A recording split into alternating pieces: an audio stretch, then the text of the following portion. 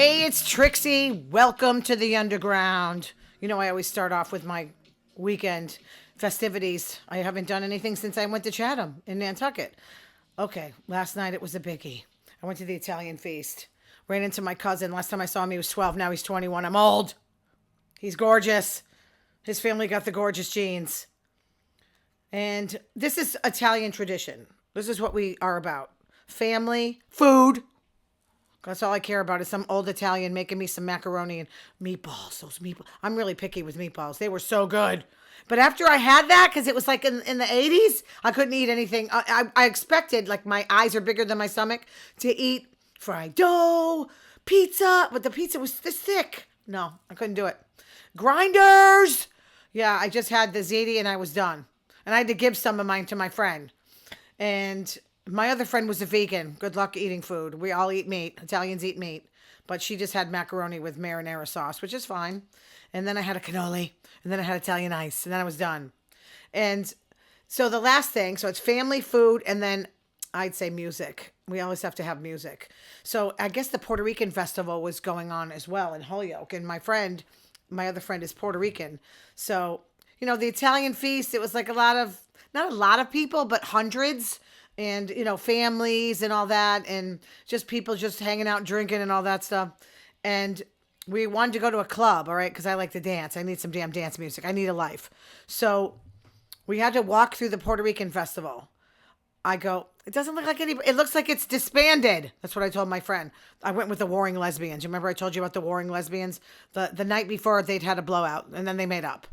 Like, yes, you know, I had to be in the middle of it. I'm like their shrink. So we had, all of a sudden I see throngs of thousands, not hundreds, thousands. Like every Puerto Rican in Massachusetts was at the Puerto Rican, and it was fine. Like nobody was cruel or anything. It's just intimidating. We had to walk through it we had to go to the end. We had to walk through thousands of people. And, you know, they're all salsaing and dancing and having a good time. So I'm grabbing onto my friend because I was so, I'm like, I don't really like big crowds like that. And she goes, don't look down. And I'm like, what do you mean? Thank God I didn't. Some guy was wearing an ankle monitor and it was beeping. So maybe he had to report back to jail. I have no idea. But other than that, like nobody was fighting or, you know, there was lots of food trucks, a few cops there, but it was a festive atmosphere, but they made us look like amateurs. They made the Italian feast look like, yeah, no, I guess there's not many Italians. I don't know. We're all dead. I have no idea. But wow, the Puerto Ricans really support it. It was bigger than the Irish parade that they have it's freaking massive. So we get into this club. Okay, I don't know if it's gay, straight, I'm not sure, but gay people own it. It's always dead when we go in there because we go in too early. But they play house music, so we're in there and they get a drink. I don't drink.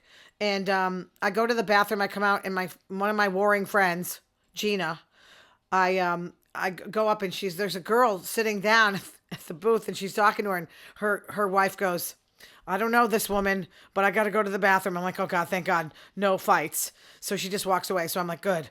And then I guess the girl was gay and she's from Minnesota and she wants to make friends, which is fine. So my friend Gina's she's like, you need to go with gay women because I have a tendency for get out of that arena and go in the straight world. I can't help it. I mean, I don't like women with beards. I don't like hairy armpits. I'm kind of like, or else I'll go with a guy. What's the point? So I like a pretty girl. What's the big deal? So anyway, this girl was in her 20s. I'm sorry. No.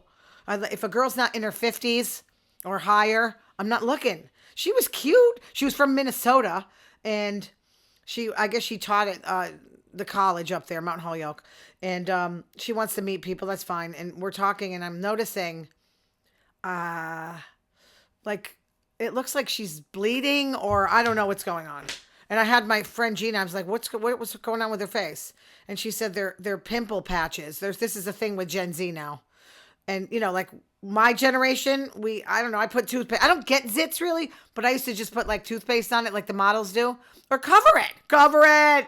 And they show it, and it looks like they're bleeding to death. It's a big thing. All the kids wear them. And I'm like, why do you want to call attention and make it look like you're bleeding to death? That's what it looks like.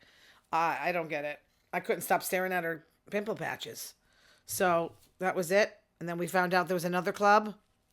We found out He goes, the owner goes, all the gays are over here on Ray Street. So we walked down there and we didn't know where we were going. We just heard house music and we just walked up this ramp and we walk in and it said Jessica's birthday. And this woman, this blonde woman was going to the bathroom. And I said, we're looking for gay people. We're looking for a gay bar. And she goes, oh, go right in. She goes, there's lots of different people. She was very kind. So we walk in, we crashed Jessica's birthday party. And people were staring at us because I'm in shorts and my friends has like a Sarah McLachlan. Okay. And they start eating. I'm like, are you guys crazy or what? I didn't stay for 5 minutes. I felt kind of bad for Jessica. We weren't friends with Jessica and whatever. But Jessica came in handy because we got out of there and we found the gay bar and there was a cover of like $10 and we were like, we're coming from Jessica's and they let us in for nothing. So Jessica got us in for nothing even though we don't know who the hell Jessica is. So we go into the club. This was our kind of club. Dark, foggy, full of gay men. I mean, I'm just used to that anyway because lesbians really don't go out. They just sit home and nest with their 5 children. And the music was I used to DJ and I'll tell you, I love this kind of stuff. It was like early 90s, like kind of vibe, like when house music started with all those bars. And you don't have this anymore. And it was a fun night. I thought the DJ was a man. She got off the stage and I was like, man, you are awesome. And she's like, thank you, in this female voice. I was like, okay. The guy that took her place, because there were 2 of them, I guess she plays in Rhode Island. Providence is a hopping city. And the guy was like scary. He had this long, I don't know, it was, he looked like the Joker. I didn't get into his music. It was too loud and it was like noise. I don't really like noise. I know house music is like that. There's not a lot of singing, but I'm very picky about the house music, the crap I listen to. And just strange people. I loved it. You know, a woman with a beard. Yeah, see what I'm saying? A guy dancing like a go-go. They call them like go-go dancers, go-go boys, like in leather. This guy was like in love with him. He was like, he put like $50 in the guy's strap. I think he wanted something. I mean, if you're going to give him that money, I'd expect something back. All right, enough of my fun life. Mattel's got a newest Barbie. Guess what? She has diabetes. No, Ma, I don't want the regular Barbie. I'll take the one with diabetes. Who the heck is going to pick Barbie with diabetes? Was she eating at the candy store? I have no idea, but crazy. Can't you think of something else? How about gay Barbie? I would have played with gay Barbie instead of Big Jim. On Patrol Live, a black guy in a safari hat goes in a donut shop. It sounds like a joke. With a handgun. He's got a mint green, like, tankini on. Who take this guy seriously? Of course, they fought back. I would be laughing at the guy. He goes in the back room. He tries to throw. It's crazy.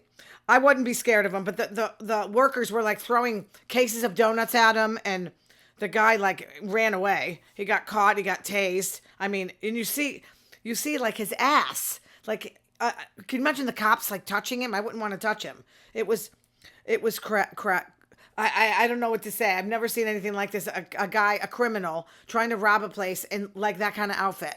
I mean, what was he thinking? Mentally ill or something? I don't know. But one of the people threw a tip jar at him. I mean, anything. Because the guy looked like he can be taken. You know, it's unbelievable. It was like a joke. And I guess, why did he use all these other things other than his gun? Because he showed a gun, but then he started throwing cinnamon buns and whatever. Like, why would you do that when you have a gun? So it was, okay, crazy. I don't know. But Trump is building a $200 million ballroom in the White House in September. I got this from Yahoo. So you guys think he's leaving in 2028, huh? Those Republicans are dreaming about a Vance DeSantis ticket. I don't know what's going to happen there. You're going to have to wait a while, kids. He's going to die in office. He's our king now. You know, look what he did with Gislaine. He put her in minimum security in Texas. So, I don't know. There's no uproar. She's disgusting and helped with the child molesting. And it's really sick, you know. And anyway, Carolyn Levitt said, she's that lovely, happy press secretary who married that 62-year-old billionaire. Said the ballroom's going to be done by the time he leaves office. Sure. Just like his wall. Sorry, I'm coughing. I got the remnants of whatever I went through. I had to go get a chest x-ray last week. They thought I had pneumonia. My lungs are clean. I don't know how it happened with all that pot smoke I smoked for 50 years. Amazing. Okay, according to CNN, Trump went on Truth Social to say Kamala Harris, Beyoncé, and Oprah should be prosecuted. No, not Gislaine. No, not the child molesters, but Oprah. For receiving or giving endorsement money during the last election. He's so moral. He's so moral. It's so like satanic. Like the bad people get pardoned and, Oprah. Who picks on Oprah? What the hell's wrong with you? You got bad karma coming, honey. Trump was in Scotland. You see the caddy drop his golf ball to cheat. It's funny. This is the stuff I laugh. I mean, I can't golf because I don't want my golf ball to end up in a pond. I wouldn't cheat, but what am I going to do? Go in the water? I don't get it. I just don't get it. Why do they put all that water around the golf course? It just makes it worse. So, I guess he spelled the city of where his golf course was wrong. Okay? I don't know. No big deal. He spells his own name wrong sometimes. And Melania's. So, Trump doesn't speak to Epstein for 15 years, right? The reason? He pocketed and poached one of his employees, or a bunch of them. And one of them that killed themselves, that was molested by him. So that's why he didn't speak to him. Not that Jeffrey was a child molester, but he stole his employees. Only when it has to do with him. He's hysterical. He just doesn't have a thoughtful bone in his body about anybody but himself. I mean, it's like they own the women. He stole the young women from me, from my spa. So, yeah, one of them was Virginia. She go free. She killed herself. I guess the family's speaking out like they're in uproar that he's pardoning or gonna pardon Gislaine. Maybe, I don't know. Maybe he'll just keep her in Texas. That's kind of punishment enough. But I don't know. Who knows what's going on? The new cast on Vanderpump Rules. I saw the teaser and I don't want to get my hopes too high because that team was special. Those cast of characters were pretty interesting. I don't know how you can do it. I saw the Valley reunion. Jax just looks so fake, and I can't even look at him because he's got fake teeth, fake nose 50 times over, fake face, and he was thrown off the show. I think he said he was leaving. I think he was thrown off. He ended his partnership with Jax's Studio City.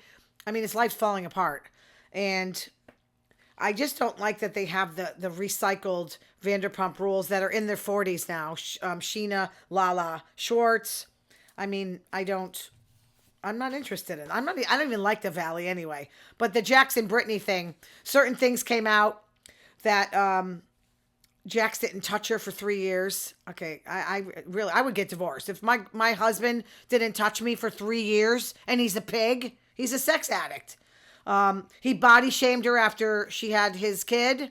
Yeah, he was doing that early on. She just didn't see who he was, but he would go to her family and say, "Oh, she's gaining some weight. She's gaining. What the hell is that? What kind of guy is that? I like big women. I don't care. Get on top of me." I guess he called her stretch marks tree trunks. This is why women get Botox and stuff, because I don't think women would judge women that way. I don't know. If I'm dating somebody, I don't stare at their stretch marks. I could give a shit. I don't care what you look like. I'm not perfect, obviously, but that's so abusive. And look at, I'd come back at him. Like if that were me, I'd say, well, at least my teeth don't look like chiclets. I mean, you got to say something to make him embarrassed, She said most of the time he had no stamina. And due to the job, when he got fired at Vanderpump Rules, he turned on her. But I just think that's who he was, and she didn't see it. So, what else happened? He kept halting the divorce because he wanted alimony. I can't stand men that leech off their women. It's because he wasn't working and she is. It's just scummy. It's really scummy. Didn't pay her mortgage for 7 months. Threw her trash cans. I guess he was looking for condoms when she was having sex with men. Like, he's nuts because he cheated on her. And then he's after her. I mean, it's just double standard stuff. There was an article in Variety about Jax's domestic abuse because he pushed her and threw tables at her, and Bravo did nothing. I think now it was coming down on Bravo, and so they kind of said, you got to go, Jax. But They put up with this for years. He's been bad for a long time. They want money. That's what they want. But I guess who Seth, was it Seth Rogen who said, yeah, he's been the same for 20 years and we're glad he's gone. It's so funny, the Vanderpump Rules fans. What else? Because also Variety said that Andy was shaming her, victim blaming, because he said, well, how do you think Jax felt that you were dating one of his friends? So it's kind of like an excuse that he's throwing a table at her. I don't know. The end screen on the reunion showed a helpline for substance abuse, but not domestic violence. Patriarchal society. Seth Rogen was saying he's seen the same Jax for 10 years and he's never going to change. Probably not. He doesn't admit half the stuff. You got to admit that you're, but it is interesting. He was an interesting character, I have to say. I just don't like to look at him anymore. He used to be so handsome. When I met him, when I went to SUR, all the girls were fawning over him. He doesn't look good. When you do drugs, when you do cocaine and you get drunk, it's just like the rest of them. Like Schwartz doesn't look good. You can't drink like a pig and do drugs and look beautiful. It just doesn't work that way. A guy on the Dave Ramsey show wanted to propose to his girlfriend of 8 months. And then she brought up a prenup. And he's like, no. So look, if I have a rich girlfriend, or, anybody who has more money than me, which is everyone, and she wanted me to sign it, I'd be like, yeah, I don't want your money. I don't even like anybody paying, and girls shouldn't pay anyway. I mean, I'm like the guy.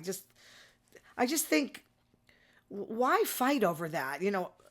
I know people that just don't combine their assets. That's a good way to just people fight over money all the time. Just what's mine is mine and what's yours and yours. I think of that movie Private Benjamin, when Goldie Hawn was going to marry Amanda Santi, and he's rich and he wanted her to sign a prenup and she dumped him at the altar. But now they're like standard. Back then it's like, oh, a prenup. But now it's like, yeah, everybody's got one. According to CNN, Treasury Secretary Scott Bessent, I don't know, compared Trump accounts created by GOP's new domestic policy law, quote, a backdoor for privatizing. They've been trying to do this, privatizing Social Security. Oh, a long time. But Trump just might do it. He talked about it at a Breitbart policy panel, owned by Steve Bannon at one time. The federal government would contribute $1,000 into tax-deferred investment accounts for U.S. citizens born between 2025 and 2028. I don't know what generation that is. Leave me out of it because I want them to save it for me because I'm not good. I'll dip into it. And so the government would give you $1,000, and then your parents and others, so leaving it up to everybody else, can contribute $5,000 a year for college or business or whatever, a home. And he said the accounts can also be used to help Americans better understand investing. He said, in a way, it's a backdoor for privatizing Social Security.